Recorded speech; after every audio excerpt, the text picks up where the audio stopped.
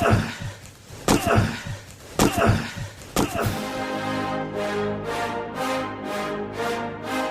rolls out to the right, pitches off to Taylor, and Taylor's to the 20, down to the 15, down to the 10, 5, 4, 3, 2, 1. Touchdown, Billy Taylor! Touchdown, Billy Taylor! Billy Taylor scored a touchdown from 21 yards out. The crowd goes berserk. It was November 22nd, 1969. That they came to Barry, Michigan, all dressed in maize and blue. The words were said, the prayers were read, and everybody cried. But when they closed the coffin, there was someone else inside. Oh, they came to Barry, Michigan, but Michigan wasn't dead. And when the game was over, it was someone else instead. 11 Michigan Wolverines put on the gloves of gray, and as the organ played the victors, they laid Woody Hayes away. Under center is Wangler at the 45. He goes back. He's looking for a receiver. He throws downfield to Carter.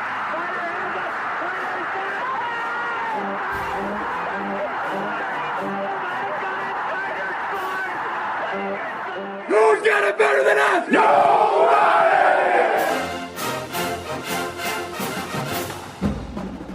Welcome to the Michigan Man Podcast on Wolverine Sports Radio, a member of the V Sporto Network, and in partnership with SB Nation's Maize and Brew, for Wolverine fans from coast to coast. Go Blue, and welcome to our Michigan Game Day show. I'm your host, Mike Fitzpatrick. With us in just a minute or two will be Chris Balas from the Wolverine magazine and the Wolverine on 3. Before that, let's get it started with my view from Section 17. It's week 3 already. We're 2-0. Jim has one more game to serve on his suspension, and the ship has run smoothly without him. This week, Sharon Moore takes the helm as we conclude the pre-Big Ten portion of the schedule. Scott Loeffler and his BG Falcons will provide the opposition under the lights at the Big House. It seems like there are always pieces of our game to worry about. The run game could be better. Will we have more receivers start stepping up in the coming weeks to help Cornelius and Roman? Will our secondary be healthy soon? Etc., etc. Those worries aside, the first 2 games have shown us this team is fast, physical, and deep at all position groups. Some will say BG is a walk-through kind of a game, but Jim and staff know it's more than that. They have some players, and they will give us their best shot. But if we're being honest, this should be our last opportunity for the starters to sharpen their skills and then get as many young guys on the field as possible. The environment under the lights will be electric, and when the night ends, we should be 3-0 and ready for a grueling Big Ten season. At his Monday presser, Jim took some time to talk about his quarterback and what he's seen from JJ so far. JJ is phenomenal. So on fire, so on point. The throws that he is making, from the pocket. Doing severe damage when he leaves the pocket, keeps his eyes downfield, and getting big chunk plays and yardage. Receivers, the explosive plays, the plus 15s. Are just huge. The kind of throws he's making too. They're NFL caliber throws into tight windows. The accuracy is off the charts. He's putting balls 6 inches in front of the number. Even the throws that are covering 30, 40 yards. They're right on the number. A real runner's ball where the receiver can catch and run, like you saw in the 47-yarder to Roman Wilson. Jim also shared his thoughts on why the running game hasn't clicked so far. It's a combination of everybody. We got to block better in the perimeter. We got to get the safeties better blocked by our wide receivers. Tight ends are really playing well. Offensive line, we're missing a guy here. It's one guy in a play. Guys are coming off the second level and making plays. And running backs. When I say a guy here, a guy there, it's a miscut here, it's a miscut there. But it's something that we're very focused on and emphasizing. Sharon Moore also talked about being head coach this week and what it means to him. As far as the opportunity from coach, man, it's an honor to represent this university, represent these players, and it's really not about me. It's really about the players. That's all it's really about. So I just want to have a chance to just make sure we're doing everything right on game day. But it's not about me. It's not about Never will be about me, not about a coach even. He'll say it's about our players and this university. As well as we've played so far, we know improvement is needed in several areas.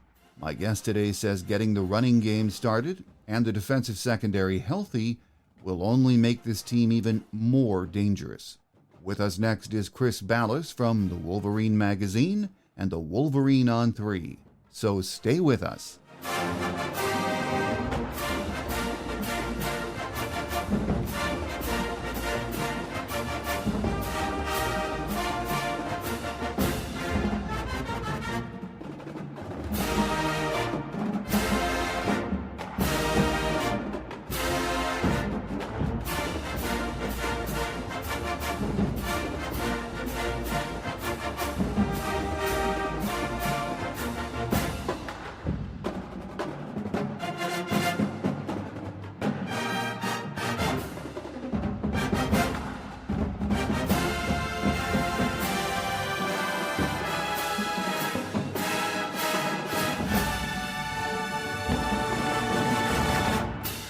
Here with us on our Michigan Game Day segment this week to take a look back at the UNLV game and then ahead to the Bowling Green game Saturday night is Chris Balas from the Wolverine magazine and the Wolverine on 3. Great to get you on, Chris. Hey, thanks for having me, Mike. Always appreciate it. Well, there's a lot going on through the first 2 weeks. Let's start with some of your observations, Chris, right now. Talk about J.J. McCarthy because I know we heard Jim say in the preseason Big Ten media days that he was a generational kind of a quarterback. And, yeah, it's been ECU and UNLV, but still, has he been amazing or what? Yeah, he looks the part, right? And I wrote a column just a few minutes ago, is he on track to be the best quarterback in Michigan history? And as a historian yourself, we can go back and think of guys who played here and played in the pros and had elite careers, but has anybody really done it the way that McCarthy's doing it as both a runner and a passer, a guy who's beaten Ohio State twice already, once as a starter? I said if he does it again and leads them to another Big Ten championship and continues to put up the numbers he's putting up, I think when it's all said and done, he might be the number one guy on my list. And we did a poll recently, and I think Jim Harbaugh was the guy that people cited as number one, and he's reminiscent of him in that he can move, keeps his eyes downfield when he's scrambling, navigates the pocket. Now this is where he's improved the most, in my opinion, navigating the pocket and where he's putting the ball. His ball placement has been sick, and there's a huge difference between a receiver having to reach back or stop for a ball or catching it in stride, as we saw on Roman Wilson's 47-yard run for a touchdown. He put it right where it needed to be, and Roman Wilson didn't need to slow down, and that's why he goes 47 yards instead of 20-something. So that's how good he's been. His arm looks stronger. He worked out in the offseason. We know last year he had the shoulder issue that he was working through, but now he just looks like the real deal. He looks like a first-round draft pick, and now we just need him to stay healthy, Mike. I hate to even bring that up, but as Sharon Moore said, Michigan's offensive coordinator the other day, he said, when I see him run, I tell him to get down or get out of bounds, and I'm right there with him. Amen, because he did take a good shot there. I think it was end of the first half on Saturday. Yes, he did. A couple of them actually were a guy was rolling up on his knees as well, and every time that happens, you kind of hold your breath, right? Yeah. Yeah. It's not like there's a clear number two behind him this year, but boy, has he been good. Yeah, absolutely. He has been brilliant. We'll see on Saturday if it continues. Hard to believe you can keep throwing at that percentage and on the dime like that, but hey, if he does, I'll take it. Amazing. Well, Chris, as far as the receiving core goes, I mean, we know that, a lot of fans before the season started were questioning, hey, do we have the guys that are going to go up and get the jump ball and take that receiving core to the next level? But, through the first couple of weeks, Roman Wilson and Cornelius Johnson, they really are playing big time, aren't they? They are. And again, you have to take the competition into account. And last week, there was a 3-man rush and you had 8 guys sitting back there, and those guys were still finding holes in the zone. They weren't really challenged. And what I really want to see is them play, and I think we'll probably see it against Rutgers, a team that tries to play them more straight up with their corners and tries to make them gain separation that way rather than letting JJ pick them apart that way. But you can only play what's in front of you. And what we've seen from these guys, they're catching the ball. They're making tough catches in traffic and getting hit. Colston Loveland, that will add to that group because he's almost like a wide receiver out there as your tight end, the way that he's catching the ball in traffic and making plays. But Roman Wilson's the guy that's really elevated his game, and I couldn't be happier for him. You can see him getting off the line of scrimmage better. He's stronger. He's making those contested catches. Has had a couple of them knocked out of his hands, but at the same time, he and McCarthy seem to be on the same wavelength when it comes to plays breaking down and him keeping routes alive or breaking off his route, getting to somewhere where McCarthy can find him. It's been fun to watch, and we haven't even seen the deep ball yet. That was something that I was talking about earlier with a couple of other of my colleagues, is that haven't even taken any downfield shots, and we know that Roman Wilson has the speed to get behind people. So I think he's primed for his biggest year yet. I think we're starting to see it, and Cornelius Johnson's catching the ball well too. And I was really encouraged by what I saw from Tyler Morris as a number 3 guy against UNLV in the slot there. He's going to be a really good one as well.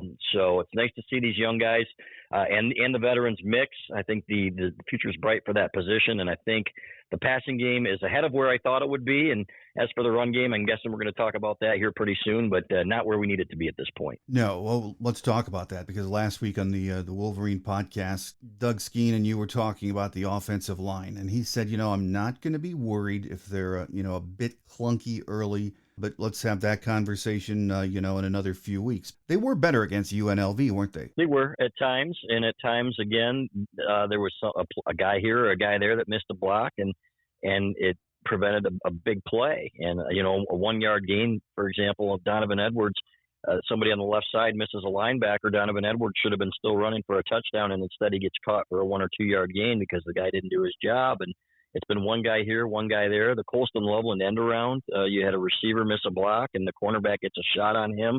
Those are things that cannot happen. And you can't have those missed assignments and guys running across your face when you are trying to spring your backs. So, and a couple of times the backs haven't been patient enough, and that's exactly what Mike Hart said, Michigan's running backs coach, on Saturday about Blake Corum. He said, you don't have to try to hit a home run on every play.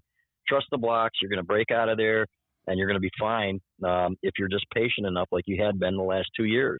So, but there's a lot of pressure on these guys, right? They came back for a reason, and everybody's looking at Blake Corum as a potential Heisman candidate, and Donovan Edwards thinking, this guy is, it's unbelievable. He's the best backup in the country, and they just haven't lived up to that billing yet. And it's really not entirely their fault. It's a combination of things, but they need to get better. I think they will. We are going to see the same 5 starters on the offensive line this week, Mike, including Miles Hinton at right tackle, who's had his ups and downs, but was better on Saturday. And they really like Greg Nugent at center. He's really making the right calls, and the pass blocking's been fantastic.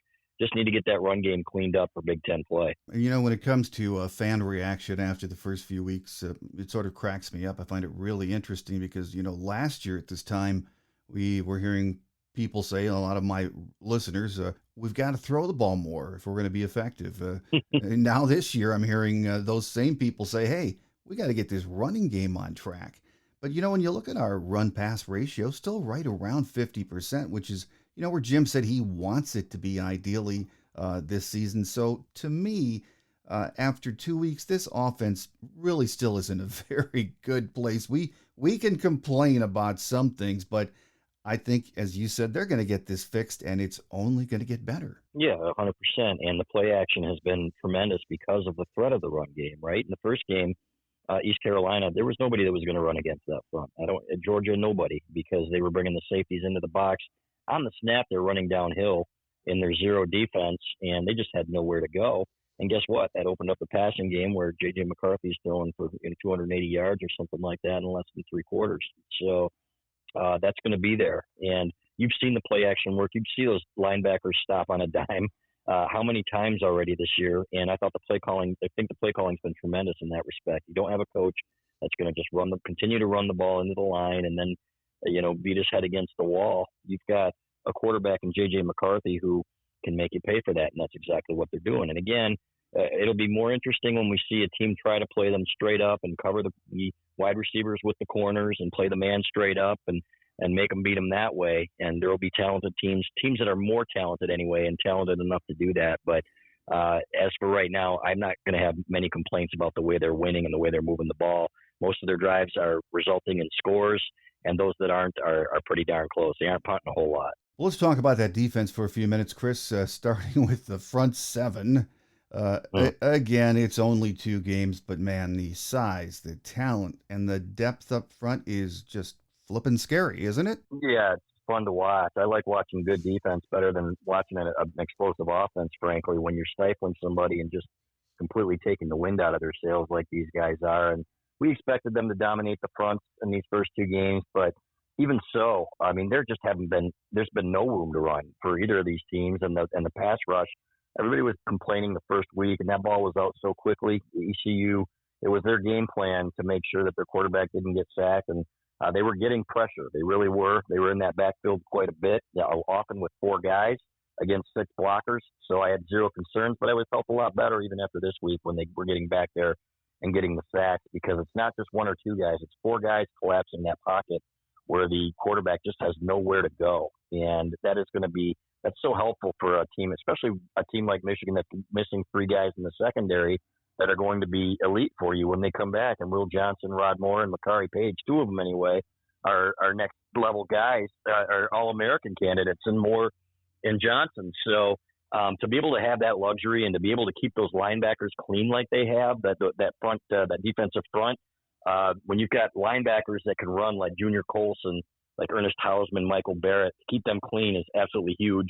I love what I've seen from them. I expected it, and Kenneth Grant's the man. That's the guy that I love to watch, and him back up there with Mason Graham and Chris Jenkins, that's a trio. I can't remember a better trio on the interior that Michigan's had since I've been covering Michigan football, Mike, for 25 years, and maybe even before that. Yeah, I mean, it is hard to argue with that. And what I did on Sunday was watch the game another 2 times. And what amazes me is because these guys are so dominant up front, when I was watching Barrett and Colson and the rest of the linebacking crew, there was no one blocking them. They were, as you said, they were clean and just running to the ball, and it was consistent, which was fun to see. Yeah, it is fun to watch. And the best part about it is they don't care who gets the sack. And we it's cliche that, it's all about team, and, we don't care who gets the sack. But you can really see it on these guys, the way they celebrate and how excited they are for each other just to play that great team defense. And it's been fantastic.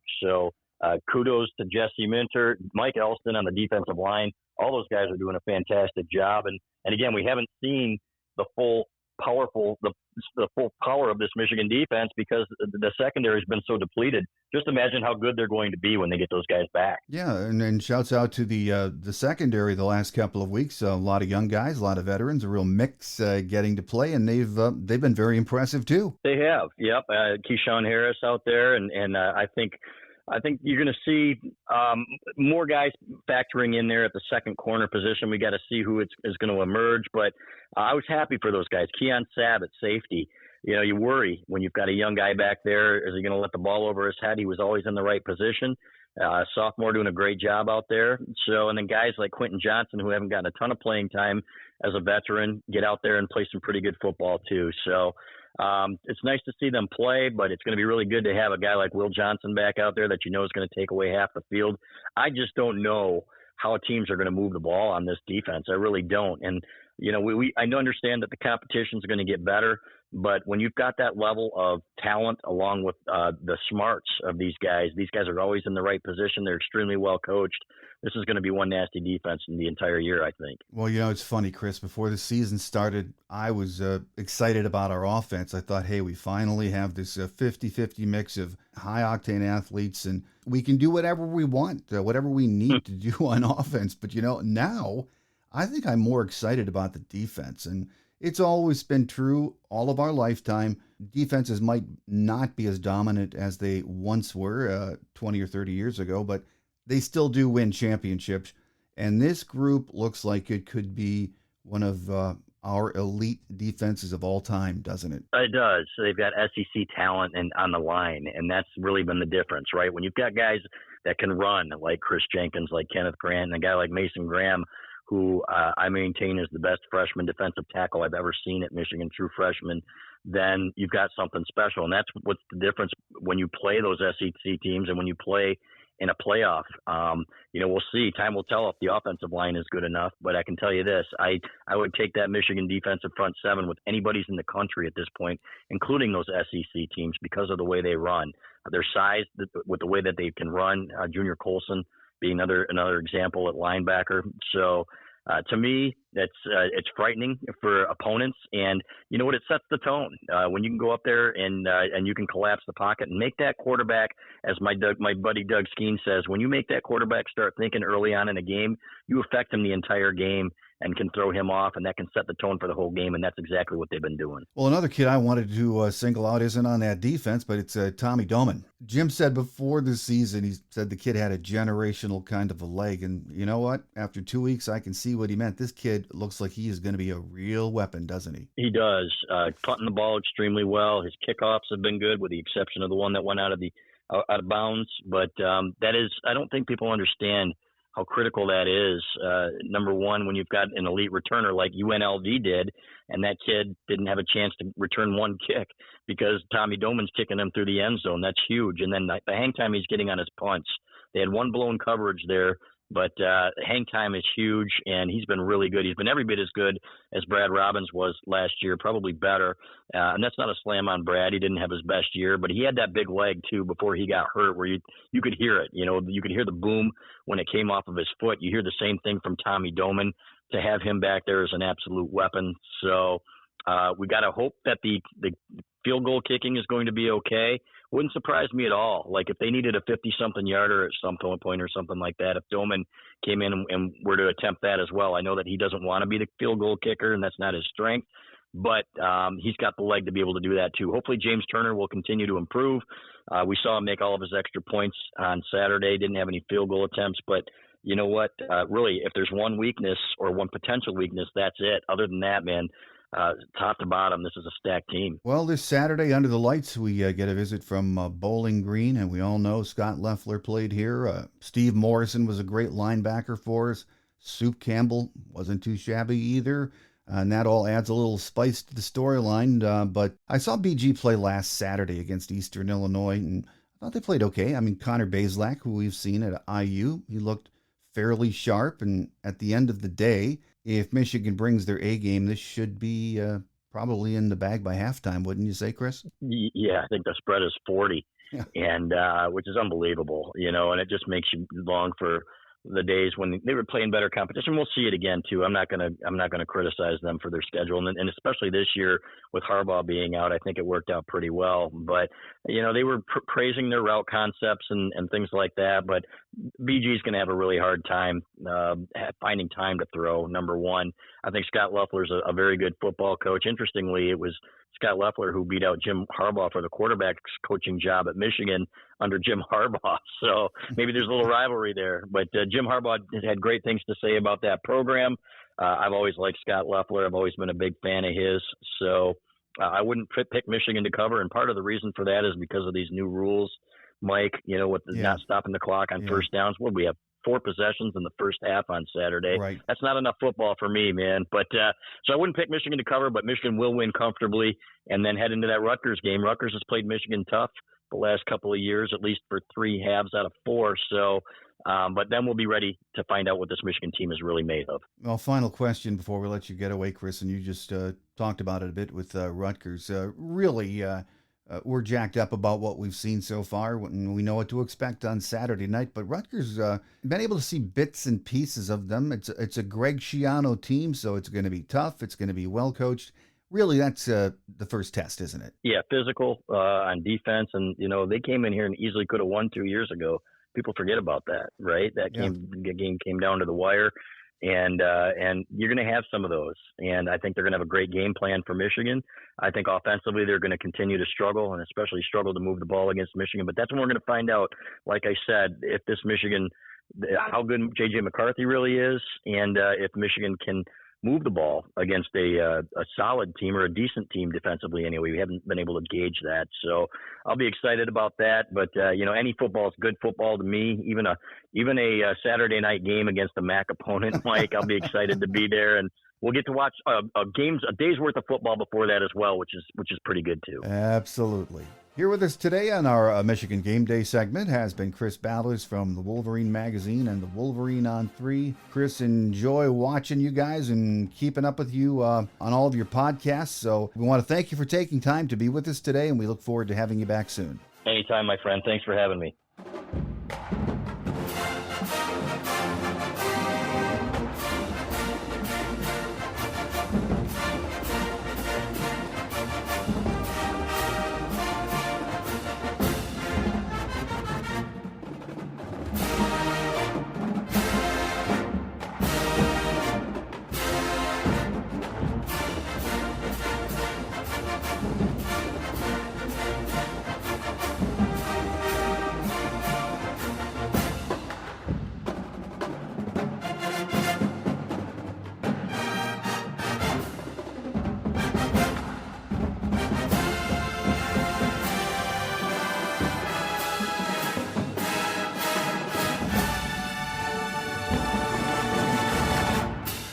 On Quick Hits today, not much news on the injury front this week.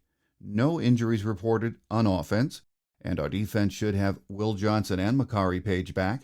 They've both been practicing. Rod Moore is still working through his injury. Here are a few game day notes of interest. Michigan and Bowling Green have met twice, and we've won both games. The last meeting with BG was on September 25th of 2015 here in Ann Arbor, a 65-21 Michigan win. Former Wolverine quarterback and BG head coach Scott Loeffler is in his 5th year as head man. His record is 14-30. Last year the Falcons were 6-7 overall, 5-3 in the MAC, and finished tied for second in the East Division. They return 11 starters, 6 on offense, 3 on defense. They played in a bowl game last year, the first in 7 years, and lost to New Mexico State 24-19 in the Quick Lane Bowl. Along with head coach Scott Loeffler, 2 other former Wolverines are on the BG staff. Steve Morrison is the co-defensive coordinator, and Eric Campbell, wide receivers coach and passing game coordinator. The weatherman is calling for a near-perfect night for football, dry, with temps at kickoff in the mid-60s, falling to near 60 later in the evening. Even though many of you don't consider BG a test, this is still an important game for us. We've been very good on both sides of the ball in the first 2 weeks, no question, but there is plenty to work on, and BG gives us that opportunity on Saturday. Plus, it's a night game in the Big House with great weather, a light show, and a full house, so it's going to be fun. Next week comes our first real test of the season when Rutgers pays a visit to the Big House. They are playing some pretty good football right now, and we'll know a lot more about our team after that encounter. On Tuesday's Visitors Edition, we'll be joined by Rutgers beat writer Patrick Lanny from NJ Advanced Media and the Newark Star-Ledger. Then on Thursday's Michigan Game Day Show, we'll hear from beat writer Austin Meek from The Athletic. So enjoy the game on Saturday, and make sure you join us again next week as we get ready for another Big Ten season. I'm your host, Mike Fitzpatrick. Have a great Wolverine weekend, everyone. Think victory, beat Bowling Green. Until we meet again, take care, and as always, go blue. Thanks for joining us today on The Michigan Man, here on Wolverine Sports Radio, a member of the V Sporto Network, and in partnership with SB Nation's Maize and Brew. Our listener lines are open 24/7 for your calls at 313-263-4842. That's 313-263-4842. Or email us at themichiganmanpodcast@yahoo.com. That's themichiganmanpodcast@yahoo.com. The Michigan Man Podcast is produced at the studios of Robin Lynn Productions, Allen Park, Michigan, and is not affiliated with the University of Michigan. Go Blue!